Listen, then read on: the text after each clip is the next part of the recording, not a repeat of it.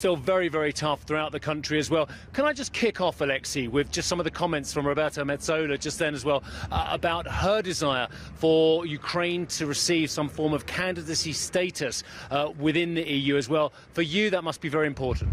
Absolutely. It is like the light and the end of the tunnel for our people, and we hope this June and the end of the June on European summit the decision will be made to give Ukraine status of candidate to the European Union. Candidate is not member, but that will definitely say that European political family understands that Ukraine is part of it. And I can tell you that is the best way to the peace, because the best way and the best way to have peace in Europe today is to have Ukraine inside European Union, because Europe tried to have Ukraine outside and to have peace. And as you see, it doesn't work. Well, Oleksiy, let's remind viewers that when 2014 happened and the Euromaidan and the horrendous events of 2014, that is when this current crisis started, when actually Russia interjected in what was going to be an EU-Ukraine agreement.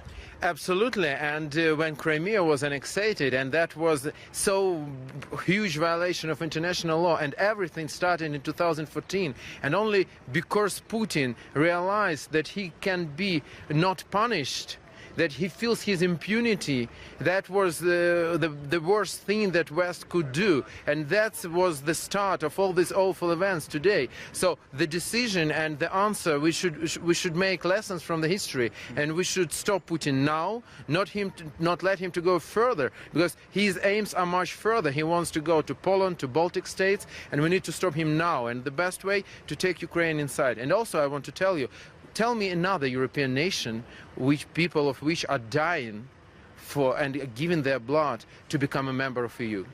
We started to do it in 2014 and we continue now. So the question I have for you is the West has put, I would suggest, unprecedented amount of support behind Ukraine, but I'm guessing you want more support. Where do you need more support? Is it militarily? Is it diplomatically? Is it more sanctions, or all of the above? All of the above. We need more weaponry, especially long-range artillery, air defense, aircraft, because at the beginning we received weaponry for guerrilla fightings, you know, javelins, handlaws. That's important. We are very much thankful, but today there is a full-scale conventional war, and we want to kick off Russians like we won the battle for Kiev, we won the battle for Kharkiv, the second largest city.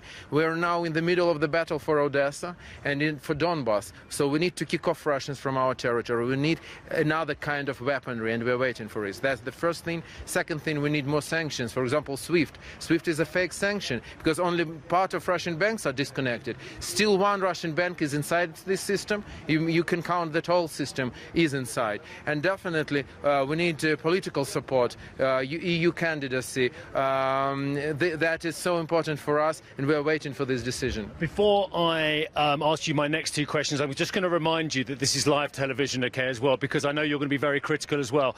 Mr. Kissinger has said that to be a diplomatic solution, perhaps Ukraine needs to think about ceding some ground to Russia. Your thoughts, sir? I will be very polite. I think that Mr. Kissinger still lives in 20th century, and we are in 21st century, and we are not going to give up any inch of our territory. And that would be the worst signal to Putin. Once again, the world tried it. There was 2014, and the world tried to have business as usual with Russia after annexation. And what Putin did? He came further. That is the only aggressor understands only force. So Mr. Kissinger, let me say very polite way, is absolutely not right.